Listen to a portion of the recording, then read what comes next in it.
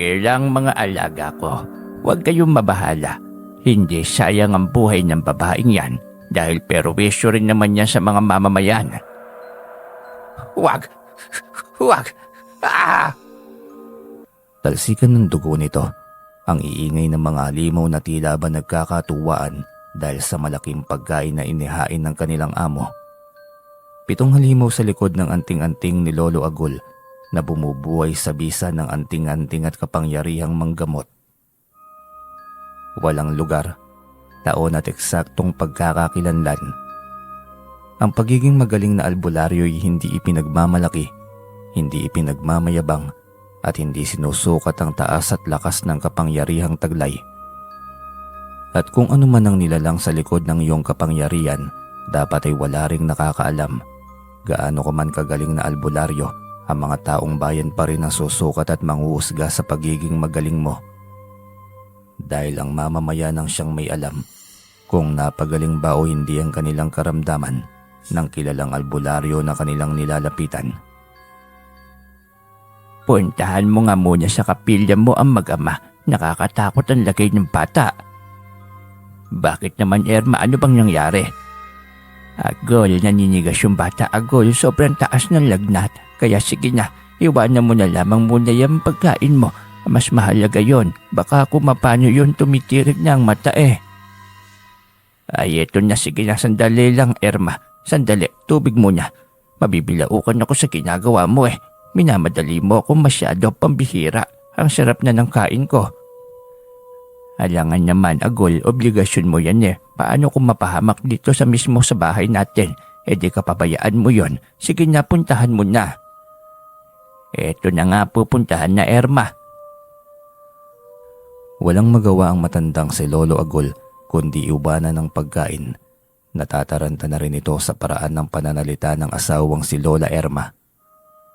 Pagdating sa kanyang munting kubo sa harapan ng kanilang bakuran, kung saan siya nang gagamot ay naabutan niya ang batang lalaki na nangingitim na ang labi at kulay puti ng lahat ng mata habang nakatirik pataas. Lolo Agol, parang awa mo na, iligtas mo naman ang aking anak.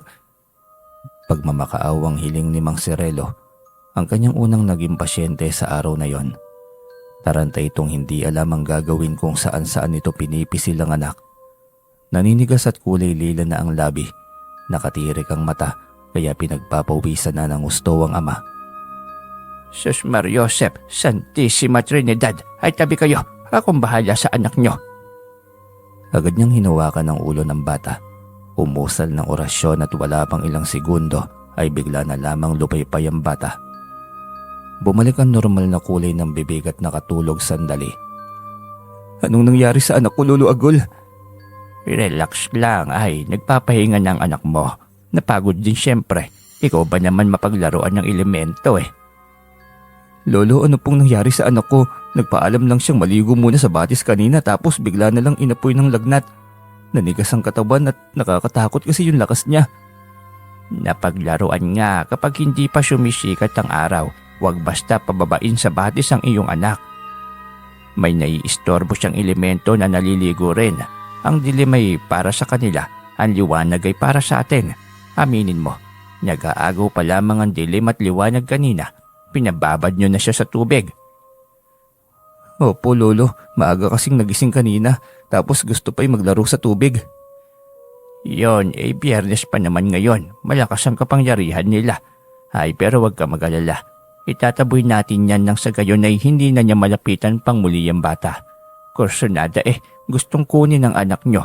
Nako, may satonto itong elementong ito eh. Bakit daw po, Lolo?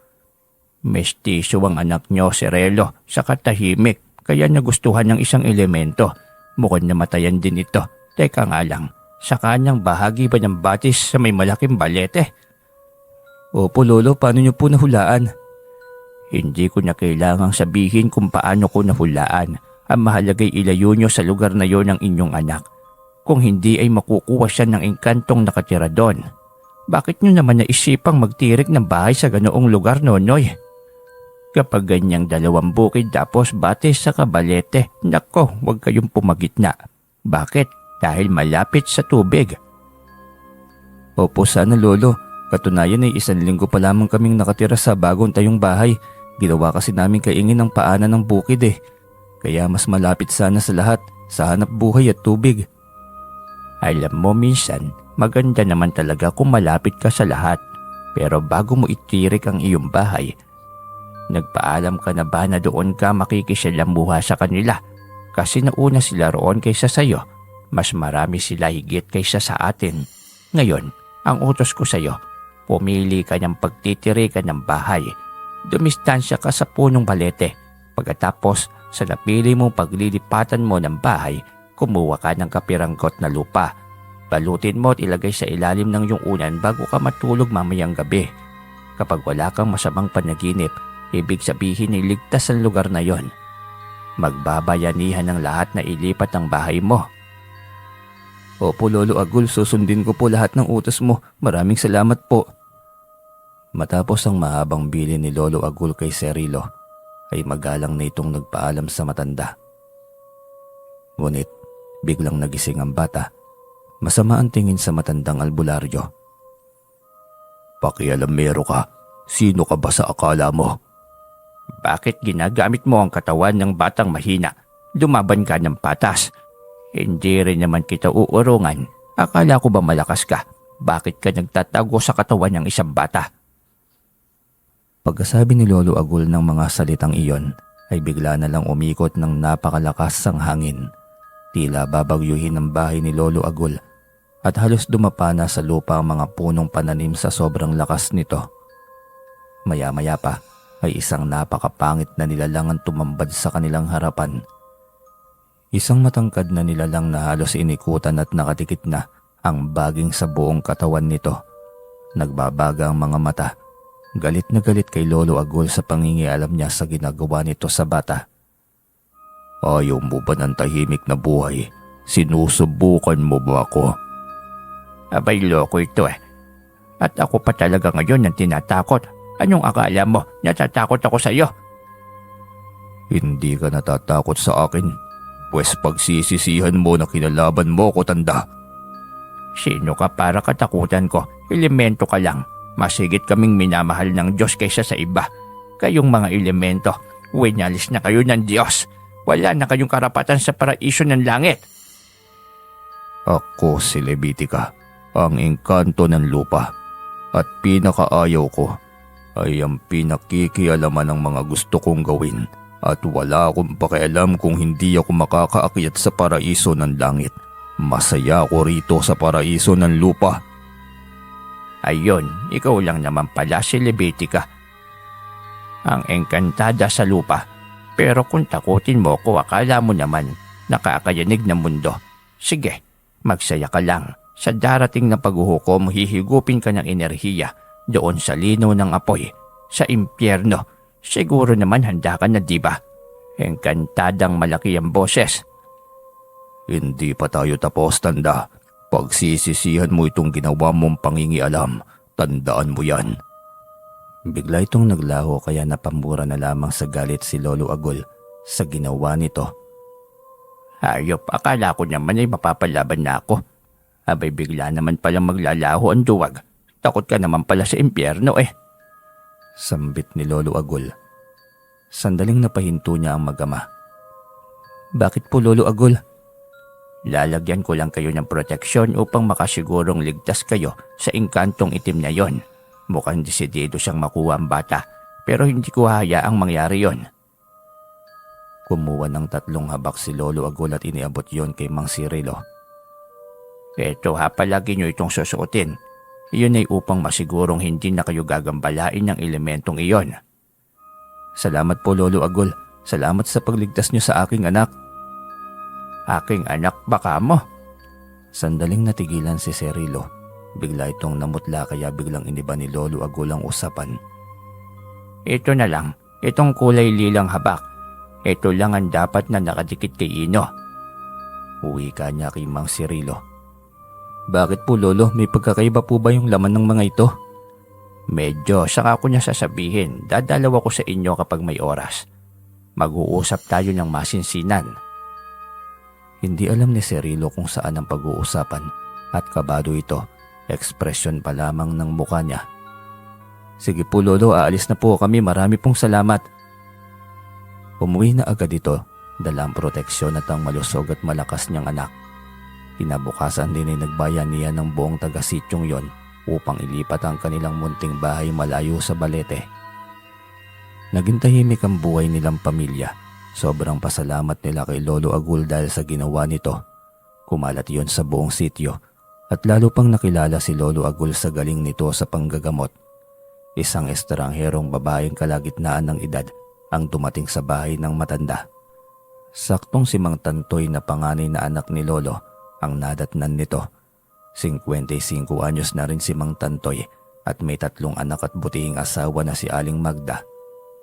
Dumalaw ito sa bahay ng ama para hatdan ng pagkain ng matanda.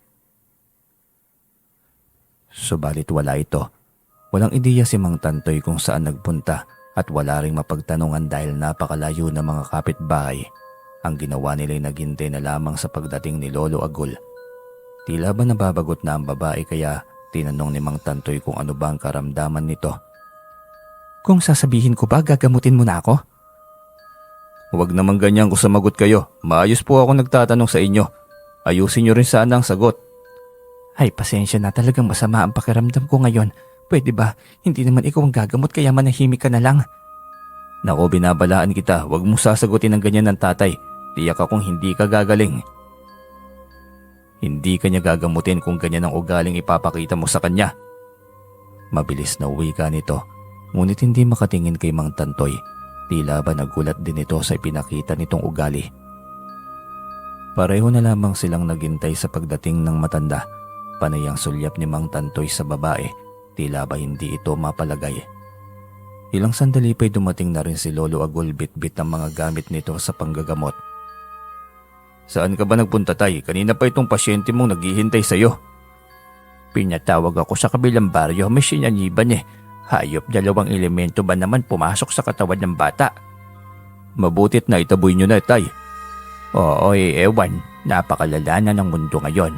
Marami nang hindi katulad natin ang nakikisalamuha. Masyado pa silang mga abusado. Pinipili pa naman ng mga yang saniban yung mga mahihina ang katawan. Eto nga pala tay, dinalhan kita ng bigas. Kanina ko pa sana na iluto itong isda kung walang kandado ang pinto. Bakit ba nakakandado yung kubo nyo ngayon? Dati hindi naman ah.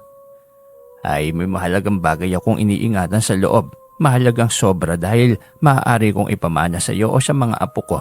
Baka mawala. Naku, hindi maaaring mapunta yon sa mga masasamang kamay. Kaya naman pala o siya, gamutin mo na lamang itong pasyente tay. Kailangan ko pang lutuin itong dala kong isda para sa iyo eh. Masamang tumitig si Lolo Agul sa babae. Ang pangalan ko po'y Belen. Bakit po ang sama ng tingin niyo sa akin, Lolo? Akala mo ba hindi ko malalaman? Alam kong nakakaramdam ka ng init sa katawan. Tignan mo ang langis sa bulsa ko, umaapaw na sa sisidlan. Saka ang init. Akala mo siguro hindi ko malalaman na isa kang aswang. Anong kailangan mo? Lolo Agul, may hiwa ako sa likod. Baka pwede mo kong tulungan. Anak ng tikbalang, pagkatapos mong mamerwisyo sa akin ka pa talaga hihingi ng tulong. Mga aswangan naman, talagang wala nang ginawang matino. Dagdag pasaway sa mga perwisyong elemento sa mundo. Tao din naman ako may karapatan akong mabuhay. Gamutin niyo naman ako dahil ang layo pa nitong lugar mo. Dinayo ko ng sadya dahil sa ang sabi magaling kang manggagamot. Inisip mo sana kung mabuti ba o hindi ang resulta bago ka na merwisyo sa bahay ng buntis. Hindi ba? Pagdusahan mo yan hanggang sa mamatay ka. Hindi ko magagawang tulungan ka. Kampon ka ng kadiliman. Ang sama ng ugali mo, tanda. Porke nagkaroon ka ng kapangyarihan na ganyan, wala kang silbi. Masyado kang mayabang. Ang kapangyarihan kong ito ay kontra sa mga kagaya mo. Kaya hindi ka dapat lumapit sa akin. Naiintindihan mo ba? Ikaw pa ngayon na matapang ah. Galit na galit itong tumitig sa kanya. Binantaan siya nito kaya mas lalo siyang napamura. Ano? Akala mo natatakot ako sa'yo? Sa mga pagmumura mo na yan? Hayop na babaeng ito, buti talaga hindi kita tinulungan. Hindi naman talaga karapat-dapat. Babalik ako dito kasama ang buo kong pamilya, kaya humanda ka, tanda. Hindi niya ito pinatulan. Tinitigan niya ito ng masama pagkatapos ay inatake ito gamit ang isipan.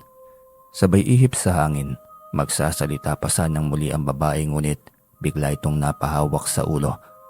Pagkatapos ay napaiktad ng maramdaman ang kirot sa sugat nito. Ano, masakit ba? Matapang ka eh. Ang hirap mong kausap. Hayop ka, tanda. Hindi ka na nga maasahan. Pinahirapan mo pa akong hayop ka. Kalagan mo ko. Hayaan mo akong makaalis. Hindi mo talaga ako maaasahan at asahan mong hindi lang ako magpaparusa sa iyo. Hinamak mo na lamang din ang pagkatao ko. Sinagad mo ang pasensya ko. Ikaw pa itong may atraso sa mga tao. Ikaw pa itong gusto na lumuhod kami sa iyo. Abay hindi makatarungan. May inusal siyang orasyon, 3 salita, 7 beses na paulit-ulit inusal. Mas lalong namilog ang mga mata ng anak niyang si Tantoy, maging ang babaeng aswang. 7 nilalang ang sobrang pangit na muka. Animoy mga dikyang itim, may mahabang mga paa na abot hanggang baywang ang taas ng mga yon. May mahabang mga galamay at ang mga matay bilog na nagbabaga. Malalapot ang laway, mahaba ang mga ngipin.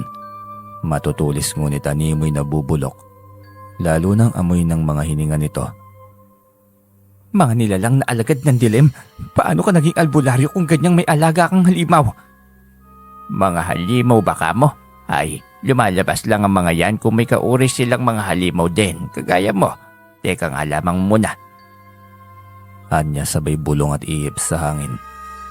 Nagulat si Belen nang bigla na lamang bumagsak sa kanilang harapan ang gabay nitong itim na ibon. Hindi, anong ginagawa mo? Ito yung ibon na galing sa tiyan mo noong bagong yanggaw ka. Hinayaan mong lumabas sa tiyan mo at lumaki. Kung sa bagay may pagkakataon ka pang gumaling nun pero mas pinili mong maging aswang. Mas pinili mong maging masama. Kayong 7. May pagkain na kayo ngayon. Uwi ka ni Lolo Agul. Sabay tapon sa mga ito ng 1 piraso ng ibon. Pinagkaguluhan ng mga ito ang iisang maliit na ibon. Pagkatapos muling napatingin sa kanilang kinaroroonan. Hayop ka, matanda ka. Mas demonyo ka pa pala kaysa sa akin.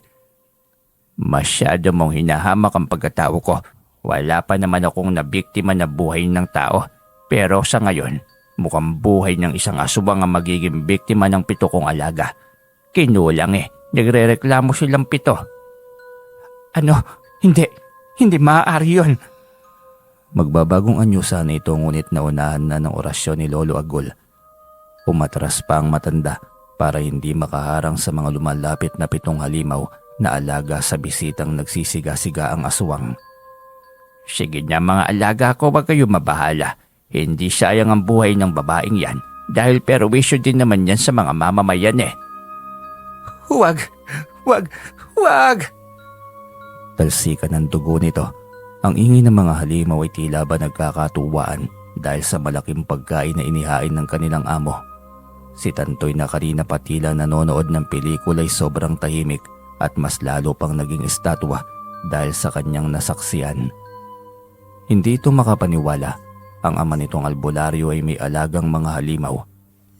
Kahit buto ng aswang na si Belen ay walang natira. Ang naiwan lamang dito ay ang mahabang buhok nito at ang mga nagkalat na dugo sa bakuran. Sinagad mo rin kasi lalo ang pasyensya ko. Aswang ka pa naman. Yan, hayaan ko munang matuyo ang dugo mo. At pagka naulanan ay magiging santel mo na ito. Ang mutya ng santel mo ng aswang ang magdadagdag ng aking lakas at kapangyarihan bilang isang albularyo. Wika niya matapos umusal ng Latin upang may kandadong muli sa kulungan ng mga ito ang 7 alagang halimaw. Ang kanyang anak na kanina pang tahimik ay gulat na gulat habang nakatayo sa pintuan at nanonood sa kanila na nasa bakuran. Inakyat pa niya ito para tapikin, saka lamang ito nakahuma. Tatay, ano yun? May mga alaga kayong halimaw. Tay, bakit kayo may ganong alaga? Nakakatakot. Kasama na yon sa anting-anting na binigay sa akin, anak. Sila ang bumubuhay at nagpapalakas ng kapangyarihan na taglay ng aking anting-anting na siyang ginagamit ko sa panggagamot kagaya ng makamandag na mga hayop, mga ahas at mga insekto. Tay, kumakain sila ng buhay na laman, dugo, para na rin silang mga aswang. Halimaw sila, tay. Hindi dapat inaalagaan. Bakit mo tinanggap kung ganyan lamang din pala? Bakit hindi? Silang sumalban ng buhay ko mula kay kamatayan. Kaya inalagaan ko sila. Aalagaan ko sila. Sila din ang nagbibigay ng kapangyarihan sa anting-anting ko. Kaya ako nakakapanggamot. Kaya paano natin masasabi na masama ito? Pero mga halimaw sila, tay. Hindi mo alam na baka balang araw ay sila rin ang papatay sa iyo. Silang hahamak sa buong angkan mo. Hindi mangyayari yun, anak. Ang medalyon ay napatakad na ng aking dugo. Mula sa aking ninuno noon, nagpasalin-salin na lamang itong mga alagang ito eh. Katunayan ay marami na ring nabiktima ng mga sigbi ng mga alaga kong ito noong nasa kamay pa ito ni Lolo Dagol. Noong nasa kamay kasi niya ang medalyon, ang mga tinutugis niya yung mga aswang at alagang sigbi nito. Pero hindi niya pinahihintulutan na makakain ng katulad ni Belen. Ay, kung ako naman ang paanalisahin mo, pareho lamang din naman yon. Kumakain din ng tao yan, hindi lang sigbin. Kaya bakit pa hayaang paglamayan? Tiyak akong hahanapin yan ng pamilya, tay. Paano kung malaman nilang ginawa mo? Maghihiganti ang mga yon. Oras na malaman nilang ginawa mo. Eh di mas lalo silang matakot sa akin kapag nalaman nila itong nangyari. Alam mo, anak, nakakasawa na rin makipaglaban sa mga kagaya nila. Mga elemento, mga aswang, yung mga engkanto na yan. Kung pwede lamang din niyang ipakain sa mga alaga ko kaso hindi. Kailangan kong makipagbuno lagi sa mga yan. Litanya ng matanda. Lubos itong ikinabahala ni Tantoy. Nakakatakot ang lahi ng mga aswang. Iba sila kung gumanti. Isang buong angka ng sumasalakay. Paano kung madawit ang pamilya ni Tantoy, ang mag-ina nito? 88 anyos na ako, Tantoy. Matandang matanda na. Hindi nga ako sigurado kung aabot pa ako ng 1 dekada simula ngayon, kaya sana aralin mo na rin ang panggagamot. Ano? Ipapasa mo sa akin ang panggagamot? Ayoko, hindi ko kakayanin. Saka hindi ko matatanggap. Lalo na yung mga nilalang na yan, hindi ko kayang tanggapin yan. Bakit ayaw mo bang makatulong sa mga tao? Hindi mo naman kasama palagi ang mga nilalang na yan Nakagapos yan sa medalyon. Lalabas lang kapag umusal ka ng Latin na pampabukas ng kanilang lagusan. Tay, gusto kong tumulong pero ang ipamana mo sa akin ang anting-anting na yan.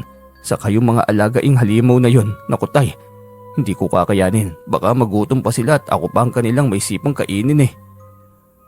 Tumawa na lamang ng mahina si Lolo Agol sabay iling. May pagkakataon ka pa namang mag-isip, anak. Kaya nga hinayaan ko silang makita mo ng aktwal.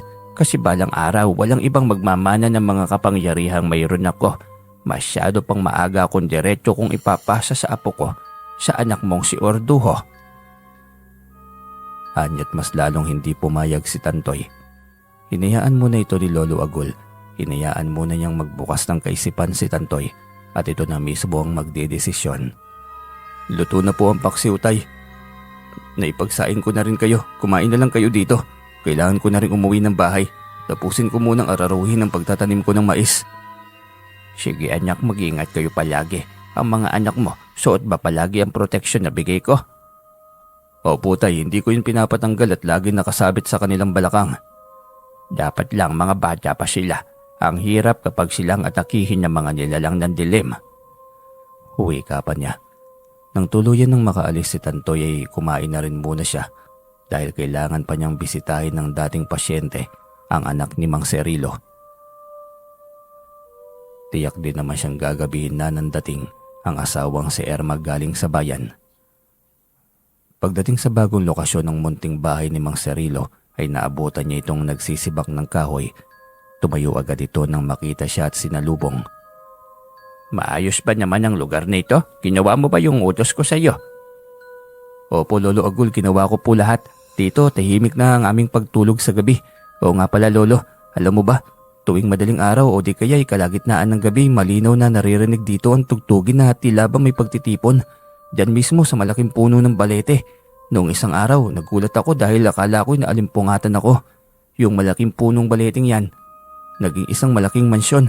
Ang ganda at ang liwanag, saka parang nagkakatuwaan ang mga naninirahan sa loob. Parang madalas silang may pagdiriwang. Ganyan naman talaga sa kanilang lugar, lagi may kasiyahan.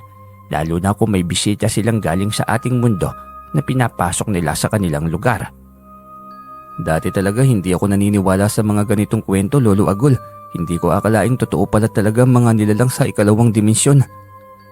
Hindi lang tayo ang namumuhay sa mundong ito. Maraming nakikisalamuha sa atin na iilan lamang ang nakakakita. Mga toso pa naman ang mga yan.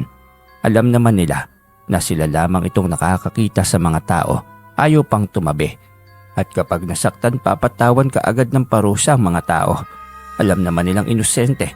Ay, pero hindi naman lahat. Meron din namang mababait. Kahit siguro sabihing mabait, Lo, nakakatakot pa rin yun.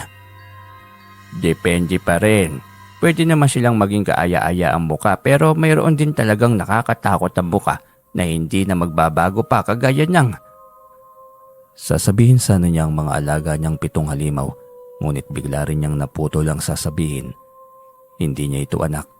Hindi rin niya kaanak, at kahit mga kaanak niya ay hindi niya binibigyan ng pagkakataon na makita ang mga alaga niyang halimaw. Dahil tiyak nakatatakutan siya ng mga ito.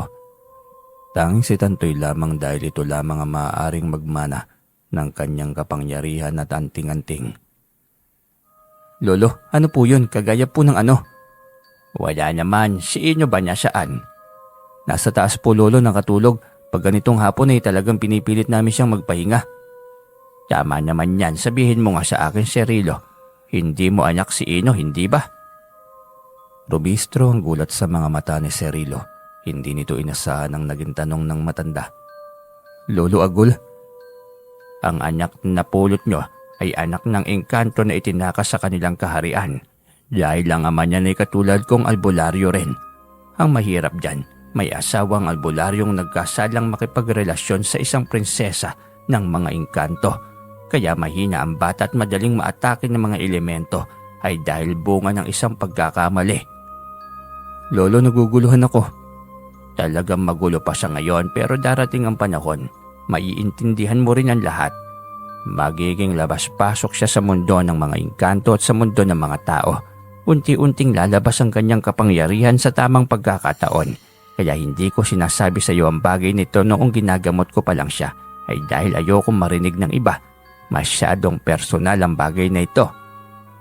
Pero paano nyo nasabi? Paano nyo din nalaman? Marami akong gabay, saka bukod doon ay isa rin akong anak ng engkanto. Limitado ang nakakaalam sa pagkatao kong ito. Asawa ko lang ang nakakaalam ng bagay na iyon. Kaya sana'y nananatiling lihim at mananatiling lihim ang pagkatao ko sa iyo, Cirilo. Opo naman, Lolo. Kung ganun, paano po yung pinigay mo sa kanyang proteksyon? Hindi ba dapat apektado siya? Iba ang proteksyon niya sa iyo. Kaya nga kita mo naman, wala siyang reaksyon. Sa ngayon ito lamang naman ang pinunta ko rito, ang tungkol sa pagkatao ni Ino. Ang gusto ko lang din naman ay maging handa kayo. Balang araw hindi lang ang engkantada na nakatira dyan sa punong balete ang maghahabol sa kanya, kundi maging ang kanyang inang prinsesa rin ng mga engkanto. Paano ang ama niya? Hindi ba albularyo yun? Paano kung hanapin din siya? Yun nga rin ang pinagtataka ko. Paanong nagawa ng lalaki na yon na magtaksil? Albularyo pa naman siya. Siya lang din ang makakasagot ng tanong na yan kung bibigyan ng pagkakataong magkita sila ng totoo niyang ama. Sana lang handa ka sa posibilidad na maaaring bawiin sa inyo si Ino. Naging malungkot ang mukha ni Mang Cirilo. Si Ino ang nagbigay ng kumpletong saya sa binuo nitong pamilya. Hindi nito mabuntis ang asawa dahil sa baog ito. Tinamahan ito ng kidlat noong binata pa at halos ikamatay na nito. Kaya hindi siya magkakaanak. Si Ino lamang ang naging kasagutan sa masaya at kumpletong pamilya na hangad niya. Kaya tiyak na hindi lang si Cirilo ang masasaktan, kundi maging ang asawa nito. Gayunpaman ay nagpapasalamat pa rin ito sa matanda dahil sa mga impormasyon na kanyang ibinigay. Mas lalo pa nga nitong hinangaan ang galing ng matanda, hindi lamang sa panggagamot. Hindi lamang sa panggagamot ang kaya niya, ngunit panghuhula na rin sa buhay ng isang tao. Maging ang pagkatao ng mga lumalapit sa kanya ay kaya niyang alamin at titignan lamang niya sa mga mata ng mga ito. Lumipas pa ang 2 taon, ang dating iilang nagtitiwala kay Lolo Agul ay mas lalong dumami. Subalit, lalo namang lumalayo sa kanyang anak. Alam niyang dahil iyon sa takot na hilingin niyang maging bagong tagapangalaga ng kanyang mga alagang halimaw at magmana ng pagiging manggagamot nito. Kung talagang hindi ito desidido, mapipilitan siyang ipamana ito sa iba. Hindi pwedeng hindi ito ipapasa at mapapangalagaan ng gusto dahil tiyak na magiging pariwara ang mga ito at walang magiging disiplina. Tiyak na magiging banta ang mga alaga niyang ito sa buhay ng maraming tao. Kaya ayaw niya rin noon na pangalagaan nga ito dahil kaakibat ang mabigat na responsibilidad. Simula pa ito ng mga sinaunang ninuno niya, mga mayayamang lahi. Isang dato na ninuno niya ang unang nagmamay-ari nito. Maliit pa lamang ang mga ito ng mga panahong yon. Kasabay ito ng kaban-kaban na ginto, kayamanan, kasabay ng pagpapangalaga sa mga nilalang. Noong ipinaliwanag ng lolo Hakim niya ang panganib na dulot kapag hindi ito mapangalagaan, ay wala siyang ibang magawa kundi ang tanggapin ng anting-anting at aralin ang pangangalaga sa mga ito. Kasama na rin ang panggagamot niya sa mga tao, orasyong pakikipaglaban sa lahat ng mga masasamang tao, at lahat maliban sa yaman. Lahat ng yaman ay pinamigay niya sa lahat ng mga nangangailangan. Tapos ang naiwan pa'y ibinigay niya sa mga kapatid niya. Lumayo siya sa kanilang lugar dala ang malaking responsibilidad. Binata pa lamang siya noon. Huli na rin niyang ipinagtapat sa kanyang asawan tungkol sa kanyang pagkatao. Ngayon pa man, tinanggap siya ng buong pagtitiwala ng kanyang asawa. Ng mga panahong yun ay hindi pa niya niyakap ang pagiging isang albularyo. Kung may makikita siyang tila naghihingal at nahihirapan na, doon lamang siya magbibigay ng tulong. Ngunit mahigpit niyang ibinibilin sa mga ito na huwag ipagsasabi na isa siyang manggagamot. Ngunit sa paglipas ng panahon, sadyang may mga bagay na hindi kayang maitago ng napakahaba. Lalo na kung buhay ng tao ang pag-uusapan. Si Lolo Agol, tiyak na siya lamang ang makapagpapagaling sa pasyente niyo. Subok na subok ko na ang pagiging magaling na albularyo niya.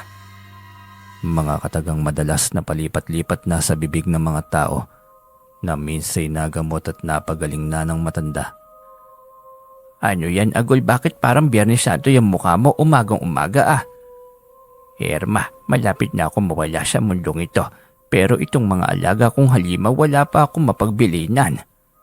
Ay sus, kahit ako hindi ko kakayanin na maging tagapangalaga ng ganyan, mas masahol pa yan sa pag-aalaga ng ahas eh. Hindi mo masasabi kung hindi ka ba gagawing pagkain ng mga yan. Halimaw yan ni Agol, halimaw. Sila ang dahilan ng paggaling ng mga taong ginamot ko, kaya hindi mo rin masasabing wala silang ambag sa panggagamot. Ewan ko ba sa'yo, Agol, paano yan? Ayaw ni Tantoy. Ayos lang sigurong maging albularyo pero simpleng albularyo na lang. Aanhin mo yang magaling kang ang albularyo pero may panganib naman yung buhay mo. Hindi naman nanganganib ang buhay ng tagapangalaga ng mga ito kasi maamoy nila ang pamilyar na amoy na nag-aalaga sa kanila. Kusa silang aamo, oras na maamoy nila ang dugo ng tagapangalaga nila. Paliwanag niya sa asawa. Ngunit kahit na ito'y hindi mapilit ang anak, mahaba-haba ang kanilang pag-uusap ng mag-asawa nang may hindi inaasahang panauin silang dumating. Erma, tignan mo nga. Tanungin mo kung ano ang kailangan. Sandali, pupuntahan ko lang, Agol. Mukhang galing siya malayo ah. Ngayon ko lang nakita mga yan, buong pamilya pa yata. Mukha nga, sige, Agol, tatanungin ko. Agad na pinuntahan ni Lola Erma ang apat na panauhin. Mag-asawang medyo may katandaan at 2 anak na lalaki. Walang alinlangan niya ang mga itong tinanong. Anong maipaglilingkod ko sa inyo? Magandang umaga po, Lola. Pasensya na kung naistorbo ang inyong agahan. Maaari kaya kaming tumuloy? Tanong ng isang binata, panganay na anak ng mag-asawang kaharap. Bakit? Magpapagamot ba kayo? Magtatanong na rin sana kasi nagtatanong-tanong na kami dito kahapon pa. May nakapunta ba ditong isang babae? Nung 1 linggo pa yon. Maraming nakakita na dito raw pumunta. Ay, tanungin ko nga lang din yung asawa ko. Wala rin yata ako dito ng mga araw na yan eh. Nandoon ako sa bayan. Dinala nito ang mga panauhin sa loob ng munting kapilya. Pinahintay ito ni Lola Erma sa loob ng munting kapilya kung saan ito nanggagamot. Sino daw sila, Erma? Anong kailangan nila sa akin? May naging pasyente ka ba noong 1 linggo? Belen ang pangalan. Hinahanap nila si Belen ay ewan. Bakit daw dito hinahanap, Erma? Marami daw nakakita na dito pumunta kaya dito nila hinahanap. Yari na, edi walang lusot ito. Ay, bahala na nga. Ano bang yari ka na dyan? Walang lusot. Ano yon, may kinalaman ka? Anong ginawa mo sa babaeng tao ka? Wala na ba, Erma? Magluto ka na nga lang dyan ng almusal natin. Ako na ang haharap sa kanila. Wala ito, ako nang bahala. Ay, mabuti pang ang puntahan mo ng mga yon, Agol. Wala naman akong alam dyan sa mga panggagamot mo saka sa mga pasyente mo. Ikaw na humarap sa mga yon. Huwag ka na nga lumabas dito. Huwag ka munang lumabas kahit anong pag-iingay ang maririnig mo sa labas. Bakit? Ako'y kinakabahan sa iyo, Agol. May ginawa ka talagang hindi maganda, Basta huwag ka munang lalabas ng bahay, maliwanag ba? Dumito ka lang. Kahit anong mangyari dito ka lang, maliwanag. Agad niyang nilapitan ang mga ito matapos sabihin yon sa asawa. Malayo pa lamang sa kanya na napagkitang paningin ng apat. Magandang umaga, anong may paglilingkod ko at buong angkan niya na kayo naririto? Magandang umaga, Lolo Agol. Ako si Mosong, panganay na anak ni Tatang Cardo at Mamang Epyon. Ito si Okong ang sumunod sa akin at ang nawawalang babae na kapatid ko ay siya ang bunso. Siya'y mahalaga sa amin, siya si Belen. Hindi ba't dito niya napiling magpagamot? Ang lakas ng loob niyo, talaga naman. Alam niyo na rin naman siguro na kayang-kaya kong basahin ang katauhan niyo. Sinong tangang albularyo ang gagamot sa kagaya niyong aswang? Hindi na nga marunong gumalang, hindi pa marunong makiusap. Siya pa ang nagalit. Kung ganon, hindi mo tinulungan ang anak ko. Tanong naman ni Lolo Cardo. Bakit ko tutulungan? Kaya naman yun naitakay dahil perwisyo, di ba? Na merwisyo ng buntis. Bagay sa inyo ang ganon.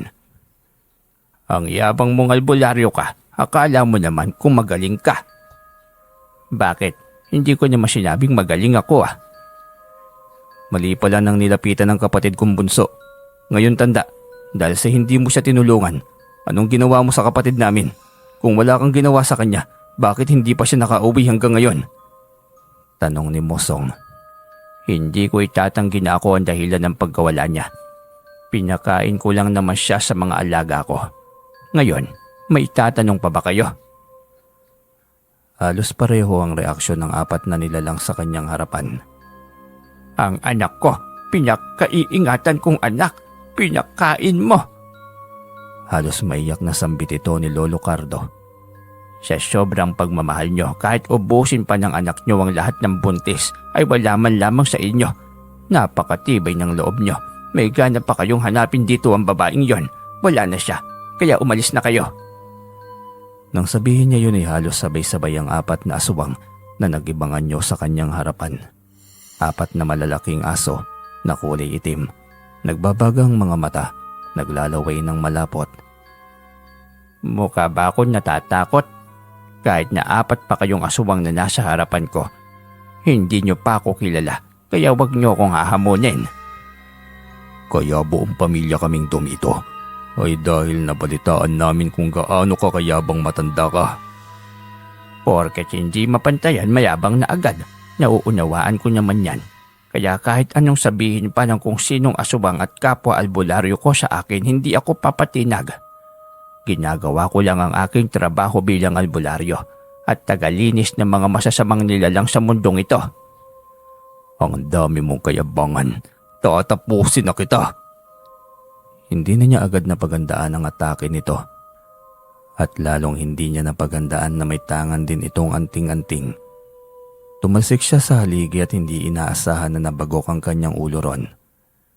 Akala ko ba'y matapang ka, mabagsik at malakas. Panganay ko pa lamang ang umaatake sa iyo, nalambukot ka na agad sa haligi. Tanong naman ni Lolo Cardo. Si Lola Erma naman ay narinig ang kalabog mula sa kusina. Patakbong lumapit sa kapilya kung saan sila naroon. Agol, anong nangyari? Tanong nito ngunit ganoon na lamang ang takot nito nang makita ang 4 na naglalaki ang aso sa harapan ni Lolo Agol. Erma, pumasok ka ng bahay, ikandado mo ang pintuan. Utos niya sa asawa. Ngunit bigla itong sinugod ni Lola Epyon, ang matandang aswang. Agol, yung isang aswang. Sigaw ni Lola Erma. Agad na pinigil yon ni Lolo Agol. Pagkabulong niya sabay ihip sa hangin at bigla na lamang naging paralisado ang mga kamay at paa ni Lola Epyon. Agad itong bumalik sa pagiging anyong tao. Hayop ka, anong ginawa mo sa akin? Bakit hindi ako makagalaw? Galit na tanong ni Lola Epyon. Pwede niyo akong saktan pero wag niyo sasaktan ang aking asawa. O mga anak ko, titiyakin kong hindi kayo makakalabas ng buhay sa aking tahanan. Galit na wika ni Lolo Agol. Sasalakayin sana siya ng sabay ni Mosong at Okong, ngunit mabilis itong naharang ng kanyang kapangyarihan. Pinilayan na naman niya ang mga ito ng sabay, kaya diretso ang mga itong nalumpo at hindi na makatayo pa sa kinaroroonan nila. Galit na galit si Lolo Cardo nang makita ang mag-ina nitong hindi makaatake. Talagang siga ka. Subukan na lang natin kung mabubuhay ka pa pagkatapos ng laban nating ito. Umatake ito ng Latin, ngunit mabilis niyang naharang. Labanan ng utak, kapangyarihan laban sa kapangyarihan. Hindi siya kumukurap upang manatiling alerto sa lahat ng mga pagbato nito ng orasyon. Maya-maya pa, napahawak na ito sa sentido. Akala ko ba'y malakas ka? Ano na? Bumangon ka dyan, Cardo. Gusto mong ipaglaban ng angkan mong perwisyo, hindi ba? Sige, lumaban ka. Sinusubukan mo talaga ako, pues. Sila ang kalabanin mo. Pagkawika nito'y bigla na lamang nagsulputan ang 4 na sigbi na halos nakabantay sa 4 na sulok ng kanyang bakuran. Isa-isa ang mga itong lumapit sa kanilang kinaroroonan. Magaling. Di para mo na rin hinatdan ng pagkain ng aking mga alaga. Maganda ito. Sige lang, Cardo, baka may kasama pa yan. Sagarin mo na para mas matutuwa pa ang aking mga alaga. Ang yabang mo talaga, Agol. Sobrang yabang mo. Saka mo na sabihing mayabang ako kung meron ka niyang binatbat sa akin. Pagkasabi ng bagay na yon ay umusal agad siya ng Latin.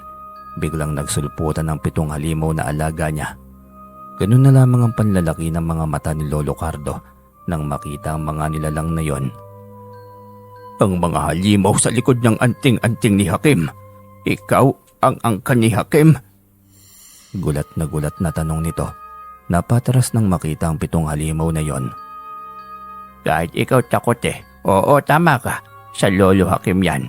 Pero ang tunay na tagapangalaga ng mga halimaw na yan ay si Dato Sobelan. Ilang henerasyon na rin ang nakalipas. Ngayon, bakit mo kilala ang Lolo Hakim? Wala akong pakialam. Iniaalay ko sa mga alaga mo ang 4 na alaga kong sigbin. Pakiusap, hayaan mo na kaming makauwi. Hindi na kami babalik pa kahit kailan. Paano naman ako makatitiyak na hindi na kayo mamimerwisyo ng taong bayan? Alam mo, dapat noong may lakas pa ako ay ginawa ko ng misyon na tumugis ng mga aswang. Ngayon ko lang napagtanto na hindi kayo karapat-dapat sa mundong ito. Kaya pasensyahan tayo sa nalalabing buhay ko ngayon. Wala na akong ibang pangarap kundi ang tugisin ng mga perwisyong kagaya ninyo. Habang sinasabi yun ay isa-isa nang umatake ang kanyang mga alaga sa mga nilalang na nasa paligid nila. Si Lola Erma ay nakatingin na rin sa mga pinaggagawa ng mga halimaw sa mga sigbin at aswang. Animoy kasing talim ng makina ang mga maraming ngipin sa malalaking bunganga ng mga ito at kahit buto'y walang kahirap-hirap sa mga itong pagnguya. Hindi rin ang mga ito nag-alinlangan na atakihin ng mga anak at asawa ni Lolo Cardo. Wag. Ang mag-ina ko. Sabihin mo sa mga alaga mo pakiusap. Marunong na makiusap. Bay kagaling. Pero wala na. Nakatikim na ang mga yan ng dugo at laman ng aswang. Kaya makikilala na nila ang pagkain ng katawan ng mag-ina mo at siyempre, kasama ka doon. Hindi. Magbabayad ka sa pagiging lapastangan mo. Tandaan mo yan. Ako ang lapastangan pagkatapos mong sumugod sa bahay ko. Parang mali naman yata. Ikaw, Kayo niyang pamilya mo ang lapastangan. Hindi ka madalas sa pakiusap, tandaan mo ang araw na ito dahil ganito kita sisingilin, tanda. Hindi kita uurungan sa kahit anong paraan mo pa ako gustong makalaban. Saka hindi ko na rin gugustuhin na makaiskapo ka dahil sama-sama ko na kayong ihahatid sa impyerno. Adios, Agul. Biglang sagot nito. Hindi niya ito nahuli. Mabilis itong naglaho kaya gigil na gigil siya. Nagtaka lamang siya dahil bakit hindi ito nalapitan ng mga alaga niyang halimaw. Dapat ay inatake na rin ito ng kanyang mga alaga. Anong bertod ang hawak mo, matanda ka? Bakit hindi ka maamoy ng aking mga alaga? Tanong niya sa kanyang sarili. Hinayaan na lamang niyang makatakas ito. Simot lahat ng pamilya ni Lolo Cardo. Maging ang 4 na alagang sigbin nito. Ang lalaki ng tiyan ng kanyang mga alaga dahil doon. Mas lalong nagmukhang dambuhalang dikyana ang kanyang mga alaga. Agad naman siyang umusal ng orasyon upang muling ikandado ang mga yon. Saka lamang niya nilapitan si Lola Erma at hinalalayang makatayo. Napaka-brutal ng pangyayaring yon, Agol. Ay, kung hindi natin gagawin yon, tayo ang mga nganib. Kailangan kong ilabas ang aking mga alaga. Sila ang aking depensa. Siguro sinadyang magkaroon ng nilalang sa likod ng anting-anting kasi bilang manggagamot. Hindi mo alam kung kailan naatake ang sa likod ng mga nilabanan mo. Mga sakit na ibinigay sa aking mga pasyente. Galing sa elemento, galing sa barang, sa kulam, at sa kung ano pang itim na gawain sa mundong ito. Nakakatakot yung mga alaga mo, Agol. Hindi ko yata kayang matagalan na makita ang mga yan. Ang pangit ng amoy, malansa, nakakasuka. Hayaan mo, hindi naman sila makakalabas kung hindi ko uusalin ng orasyon na magbubukas ng kanilang lagusan. Saka, mga aswang lamang ang maaamoy nilang pagkain, huwag kang mag-alala. Sana lang hindi darating ang araw na magiging perwisyo ang mga yan sa tao. Walang kalaban-laban ng mga inosente kapag nagkataon. Hindi yan, ano ka ba, Erma? Magtiwala ka. May nakilala na akong karapat-dapat na maging bagong tagapangalaga ng mga ito. Sino naman, wag mong sabihin sa apo natin. Hindi sila, hindi ang mga apo ko, kundi kagaya ko. Anak din siya ng engkanto. Alam kong napakabata pa niya pero karapat-dapat siya dahil hindi lamang ordinaryong lakas bilang tao ang taglay niya, kundi bilang engkanto na rin. Uwi ka niya. Walang ideya si Lola Erma, ngunit hindi na rin ito kailangang malaman. Kinabukasan, maaga niyang binisita ang bahay ni Mang Serelo. 2 taon mahigit nang nakalipas simula nang gamutin niya ang bata. Ngayon lamang siya muling nakabisita dahil sa pagiging abala niya. Malaki na ang bata at halatang hindi talaga ito anak nila Serelo. 10 taon pa lamang ito subalit mistulang binata na dahil sa sobrang tangkad nito. Lolo Agol, nadalaw kayo. Pasensya na. Sobrang abala lagi kaya hindi na kami nakabisita pa sa inyo. Ayos lang, naiintindihan ko. Ang dami nyo nang ang pananim dito kasi pag nabata ito at lagi mong alalay sa mga gawain mo. Sinabi mo pala, oo nga pala, Lolo Agol. Naalala mo ba nang sinabi mo sa akin ang tungkol sa pagkatao ni Ino? Oo, bakit? Anong meron? Ilang buwan lang buhat noon nagpakita na kay Ino ang kanyang inay. Nagpakilala sa kanya at binigyan siya ng kapangyarihan. Pinapili ako ni Prinsesa Pusya, kayamanan o si Ino. Siyempre si Ino. Siya lang naman ang kaligayahan naming mag-asawa. Siya ang aming kayamanan, kaya siya ang aming pinili. Eto Lolo Agol, simula noon nagkaroon na kami lagi ng masaganang ani. Mabuti kung ganyan, masaya ako na naging maayos ang relasyon nyo sa ina ni Ino. Oo Lolo, sinabi ni Prinsesa Pusya na patay na ang totoong ama ni Ino. Inatake ng buong angkan ni Pusya dahil sa hindi matanggap ang ginawa. Ang totoo'y pinaghahanap pa rin ang angkan ng prinsesa si Ino. Gustong paslangin dahil ayaw ng kanilang angkan na magkaroon ng angkan na may dugong mortal. Kabawasan daw yun sa kanilang buhay. Ibig bang sabihin ay nanganganib pa ang buhay ni Ino? Medyo nababahala din ako Lolo pero nangako naman po si Prinsesa Pusya na lagi siyang nakabantay sa mga kilos at galaw ng mga magulang niya. Sa ngayon ay abala siya sa kanilang mundo. Ang daming labanan, magulo ang buhay ng mga engkanto, sabi niya. Laging may laban, laging may agawan ng trono.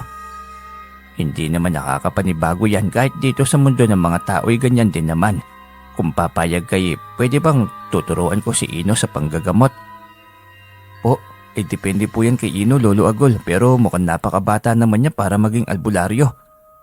Anak siya ng engkanto kaya madali sa kanya ito. Isa pa ang tunay na ama niya ay isa ring albularyo, kaya tiyak na magiging magaling na albularyo si Ino pag nagkataon. Saktong palapit na si Ino. Tapos na itong gumawa ng gapangan ng pananim nilang sitaw. Napatitig ito kay Lolo Agul at ilang sandali pa'y nakilala na siya nito. Nagmamadali itong lumapit sa kanya. Kinuha ang kanyang kamay at nagmano. Kilala mo pa rin ba siya, Ino? Oo naman po tay, si Lolo Agol, ang magaling na albularyo na nagbigay sa akin ng proteksyon para tigilan na ng isang inkantadang gustong maging anak ako. Abay, napakaayos nitong batang ito Lolo Agol, may kapangyarihan po kung ibinigay ng totoo kong ina. Pwede ko kayang gamitin ito sa panggagamot? Ay, ang galing. Narinig mo yung Cirilo. Gusto ng anak mong maging albularyo. Sige, Ino, handa akong tulungan ka at handa akong ipasa sa iyo ang aking mga gamit sa pagiging albularyo. Talaga po, Lolo Agol, sige po. Handa po akong tanggapin lahat ng ibibigay mong kaalaman at gagamitan sa panggagamot. Lihim na natuwa si Lolo Agul nang marinig yon. Sakali mang mawala siya sa mundong ito, tahimik na maglalakbay ang kanyang kaluluwa. Sa kadahilan ng may mapag-iiwanan na siya ng mga nilalang at higit sa lahat ay sa panggagamot at sa pagsupil ng mga aswang na walang ibang ginawa kundi ang magasik ng lagim. Sa edad na 10 taon ay naging bukas si Ino sa lahat ng mga kaalamang itinuro sa kanya ni Lolo Agul. Orasyones at isang bagay na ipinangako ni Lolo Agul kay Ino na ituturo kapag nasa huling parte na sila ng pag-aaral. Napahanga mo ako, Agol. Hindi ko akalaing ganito kakabilis turuan. Inaasahan ko nang hindi ka mahirap turuan dahil may dugong albularyo ka. Pero ang ganitong kabilis, abay mas mabilis ka pang natuto sa akin nang tinuruan ako ng lolo ko noon. Abay binata na nga ako ng mga panahong yun Tinawanan lamang siya ni Ino. Hindi rin naman pwedeng sabihin ni Ino na dahil dugong engkanto ito, dahil siya'y ganun din naman. Ang kanyang amay engkanto rin at iilan lamang ang nakakaalam ng bagay na yon. 6 na buwan lamang na tinuruan ni Lolo Agul si Ino, ngunit napakahusay at marami nang naghahanap lagi kay Ino dahil sa gustong magpagamot. Ihintayin ko na lang siya, Lolo Agul, pwede lang ba? Iyang kasi sa anak ko kapag si Ino ang kumamot sa kanya ay napakabilis daw gumaling Hiling ng isang pasyente. Tuwing Martes at Biyernes ang kanilang panggagamot dahil iyon ang araw na malakas ang enerhiyang taglay ng anting-anting na nagbibigay sa kanya ng kapangyarihan sa panggagamot. Walang problema, konting paghihintay lang naman. Mamayang konti, tiyak ako nariyan na yon. Wika niya sa pasyente. Yun din ang gusto niya na si Ino nang hahanapin kapag may magpapagamot dahil masyado na rin siyang matanda. Katunayan ay madalas na siyang inaatake ng hika sa gabi. Ngunit pilit pa rin siyang magiging malakas. Ayaw niyang iwanan ng kanyang asawa. Matanda na rin ito kaya kailangan ng kaagapay. Ang anak nila'y sobrang dalang lamang kung bumisita sa kanila. Naiintindihan niya ito dahil takot itong hilingin niya na tanggapin na nito ang anting-anting. Lunes ng umaga nang nagpaalam ang kanyang asawa na pupunta ng bayan. Gusto nitong ilako ang ani nitong mga gulay. Erma, ipamigay mo na lamang yan sa mga pasyente. Mahina ka na. Mamaya maligaw ka pa sa bayan Ano ka ba, Agol? Malakas pa itong tuhod ko. Malinaw pa itong utak ko at mata ko. Hayaan mo na ako para naman makapag-ehersisyo na rin.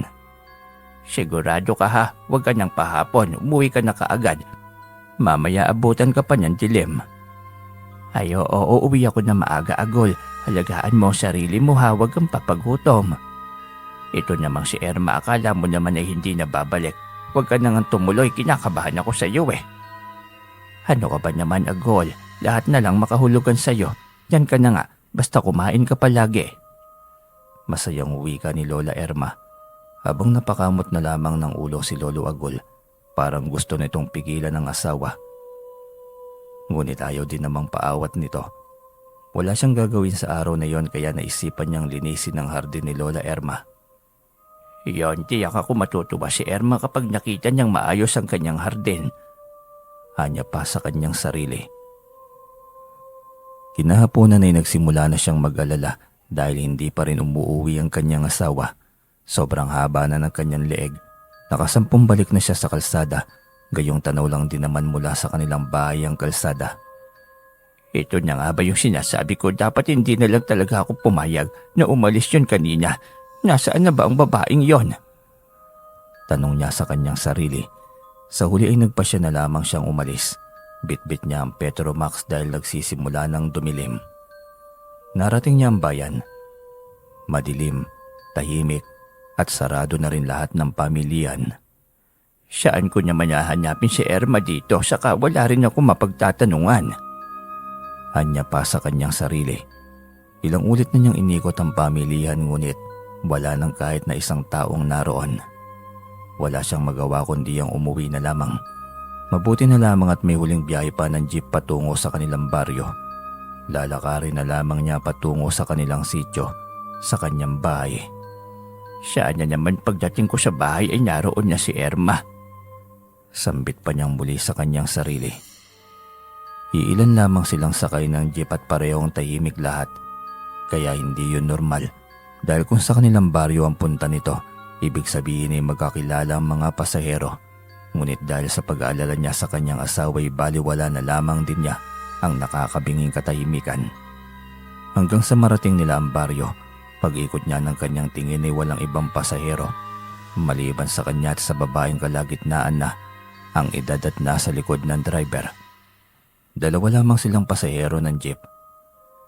Mamang konduktor, wala ka namang ibinaba na pasahero mula kanina, hindi ba? Wala, kayong dalawa lang ang pasahero dahil dito kami magpapalipas ng gabi. Bukas na madaling araw ang aming alis. Sino yung ibang nasa harap ko kanina? Saka may katabi pa akong lalaki. Galing yata yun sa kasalanan, nakabarong Tagalog pa yun eh. Naku lolo, napaglaruan ka naman yata ng mga engkanto. Minsan talaga kapag gabi sumasabay sila sa paglalakbay. Minsan ko na rin naranasan yan.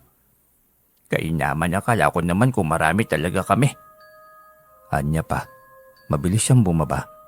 Balik pag-aalala na naman siyang muli sa kanyang asawa. Gusto man niyang marating agad ang kanilang bahay ay hindi pwede. Kung naging asubang din sana siya ay malamangin nasa bahay na siya ngayon. Madilim pa rin at tahimik ang kanilang bahay. Indikasyon na walang tao. Hindi umuwi si Irma. Sobrang bigat ng kanyang pakiramdam. Unang beses nangyari ito kaya hindi mawala sa isipan niya na may masamang eksena na naglalaro sa kanyang balintataw. Pagbukas niya ng pinto ay bumulaga sa kanyang paningin ang nakabulagdang asawa. Naliligo sa sariling dugo. Diyos ko, Irma! Sigaw niya. Wasak ang tiyan nito. Nawawalang ibang lamang loob. Isang nilalang lamang ang nasa isipan niya. Si Cardo, ang tumakas na aswang dahil naubos niya ang pamilya nito. Naging kampante siya sa mahabang panahon. Ang buong akala niya hindi na siya nito muling gagambalain pa. Naging pabaya siya dahilan ng pagkawala ng buhay ng kanyang asawa. Ngunit hindi siya papayag na hindi ito mapapanagot. Tutugisin niya ito kahit saang yungib man ito magtatago. Binalot niya ng kumot ang kanyang asawa pagkatapos ay pinaalam sa mga kapitbahay na wala na ito. Kahit gabi na'y nagbayanihan sa paggawa ng kabaong ang mga kapitbahay ng mga lalaki, hating gabi na nang matapos ang kabaong. Nang paglamayan ng bangkay ng kanyang asawa, ay iilan lamang ang kapitbahay na naroon. Gayunpaman ay nagpapasalamat pa rin siya dahil kahit papaano'y buhay pa rin ang bayanihan sa kanilang lugar. 2:00 ng madaling araw nang iwanan sila ng mga kapitbahay. Siya na lamang mag-isang nagbabantay sa kanyang asawa. Sina Serelo at ang pamilya nito ay hindi pa alam ang tungkol sa pagkamatay ng kanyang asawa. Lalo nang nag-iisa niyang anak na si Tantoy at ang mga apo nito. Habang nakabantay sa bangkay ng asawa ay malungkot niyang ginugunita ang kanilang buhay noon. Si Ermay para sa kanyang pinakaulirang asawa na hindi siya iniwan sa lahat ng laban niya sa kanyang buhay. Ang daming taas baba sa kanilang buhay, ang daming pagsubok na dumaan, ngunit nanatili silang matatag. Pero ngayon ay mag-isa na lamang siyang lalaban sa hamon ng buhay na kanyang haharapin. Ano Agol, masakit din ba? Nakaganti rin ako sa wakas. Namnamin mo ang hapdi at pagkawasak Agol. Dahil isusunod pa natin ang anak mo. Alam kong ikaw ang may kagagawa ng lahat ng ito. Malas mo lang at nagpakita ka kaagad.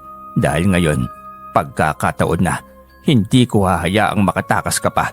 Pagbabayaran mo ang ginawa mo sa akin.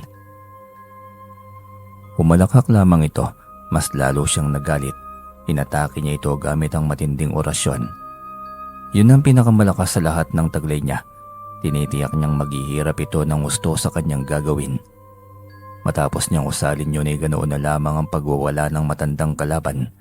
Hindi ito makakilos, hindi makagalaw at hindi makalaban dahil maging ang utak nito ay paralisado na rin. Kinalit mo ako, Cardo. Sinagad mo ang pasensya ko. Anong akala mo? Mahina na ako? Pakawalan mo ako. Anong ginagawa mo? Bakit ang bigat ng kalahating katawan ko? Saka yung utak ko, ang bigat. Pati utak mo'y kinandado ko na rin. Ngayon mo sabihing mahina ako. Pakawalan mo ako, oras na makabawi ako sa'yo. Titiyakin kong hindi ka na makakahinga pa. Ayan ka na naman, ginagalit mo na naman ako. Umusal siya sa hangin at pagkuway unti-unting naglabasan ng kanyang mga alaga. Napahiyaw ito sa takot nang makita ang mga alaga ni Lolo Agul. Pamilyar ba sila sa iyo? Hindi, wag. Subalit naamoy na ito ng kanyang mga alaga. Unti-unting nagsilapitan ng mga ito kay Lolo Cardo. Ilang sandali pa'y nagsimula ng mga itong magagawan sa iba't ibang parte ng katawan ng biktima. Walang kahirap-hirap na pinutol ng isa ang balikat nito gamit ang matalim na ngipin. Sa kabilang kamay ay isang nilalang din. Sa dalawang paa rin nito. Hanggang sa tuluyan ng magkalasog-lasog ang katawan, ilang sandali pa'y tuluyan na itong naglaho. Bumulong ulit siya sa hangin upang ikandado muli ang mga ito. Muli nang naging tahimik ang paligid. Mag-isa na naman niyang hinarap ang kabaong ng asawa. Sa pagkakataong yun ay magaan na ang kanyang loob. Ayos na, Emma. Nabigyan ko na ng hustisya ang pagkamatay mo. Siya mismo ang nagatid dito ng kanyang buhay. Hintayin mo na lang ako, sabay pa rin tayo maglalakbay sa kabilang dako. Uwi ka niya. Matanda na siya at mahina, kaya oras na para ituro kay Ino ang pag-aalaga sa mga ito. Ihahabilin na rin niya ang mga ito kay Ino. Kinabukasan ay araw ng Martes. Maagang dumating si Ino at nagulat ito nang makita si Lola Erma na nasa loob ng kabaong. Lolo, anong nangyari? Ang lakas pa naman ni Lola Erma. Wala siyang sakit pero bakit nandyan na siya agad? Ikinalulungkot ko, Ino, wala akong nagawa. Naasubang ang Lola Erma mo eh. Hayop na yung magbabayad ng asubang na yun. Galit na wika ni Ino. Hindi na niya sinabing wala na ang asubang na sumalakay kay Erma. Hinayaan niyang tumatak ang galit nito sa mga aswang. Maya-maya pa'y magdadatingan din ang kanyang anak at mga apo. Malayo pa lamang ay nag-iiyakan ng mga ito. Anong nangyari tayo? Ang lakas pa ni nanay nung bumisita ako rito Ganyan talaga anak, hindi talaga natin kontrolado ang buhay. Kaya kayo, mag-iingat kayo lagi. Ang proteksyon na binigay ko sa inyo, suotin nyo yung palagi. Lagi nga po tayo, kaya laging aktibo ang mga apo mo dahil sa proteksyon. Mabuti kung ganyan, panatag kami ng nanay mo sa kabilang buhay. Tay, wala po kayong sama ng loob sa akin? Bakit naman? Siyempre wala, anak kita. Ano ka ba? Kasi tay, hindi ko tinanggap ang gusto mong bilin. Ayos lang anak, nakikita mo si Ino sa kapilya. Siya ang bibigyan ko nitong lahat. Bukas palad niyang tinanggap ito, Tantoy. Tuwang-tuwa si Tantoy nang malaman yon. Panatag na ang loob nito at wala nang mamanahin pa sa pagiging albularyo. Nang hapon ding yun ay inilibing na agad si Lola Erma. Puno ng sakit ang kanyang dibdib. Ngunit naging kalmado siya dahil nabigyan na niya ng hustisya ang pagkamatay ng kanyang Lola Erma. Kinausap niya si Ino nang makabalik sila sa kanyang bahay kinahaponan. Sisimulan na nating aralin ng isa pang kulang, Lolo Agul. Oo, ito talagang importante sa lahat. Bakit naman po? Kasi ito ang nagbibigay ng kapangyarihan sa anting-anting. Galing dito ang malakas na kapangyarihan ng anting-anting na hawak mo. Ganun po ba yun, Lolo? Kung ganun ay handa na po ako. Agad inumpisahan ng matanda ang pag-uusal ng orasyon. Sinunod ito ni Ino. Laking gulat nito nang mamataan ng 7 nakakatakot na nilalang. Bumagsak ito sa lupa habang umaatras dahil sa takot. Ngayon, sambitin mo ulit ang orasyon para maikandado sila, Ino. Muling inusal iyon ni Lolo. Agad din niyang sinunod yon. Laking ginahawa nito na mapagtanto na naglaho na ang mga yon. Ayos ka lamang pa, Ino. Nagulat po ako, Lolo. Nakakatakot naman po yun. Sila ang nilalang sa likod ng anting-anting. Nagbibigay bisa at malakas na enerhiya at kapangyarihan. Sa ngayon, masasabi kong napakalakas na ng kapangyarihan ng anting-anting na ito. Kaya nitong buhayin ng isang patay. Ngunit wag na wag mong gagawin yon oras na malipat ko ito sa iyo. Ang patay kapag namatay na, hindi na pwedeng maibalik pa dahil kaluluwa na ng dyablo ang sumasanib sa katawan niya kapag ganon. Tatandaan ko po ito, Lolo, pero masyado pong nakakatakot ang itsura nila. Parang hindi ko kayang magtagal kasama nila. Nako, wag na wag mo silang pagtatagalin sa ating mundo. Pagkatapos silang alayan, baka masanay sila at hindi na nila naisip pang bumalik sa kanilang kulungan.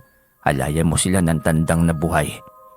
At kung halimbawang may umaaligid sa iyo na asubang, pwede mo silang buhayin.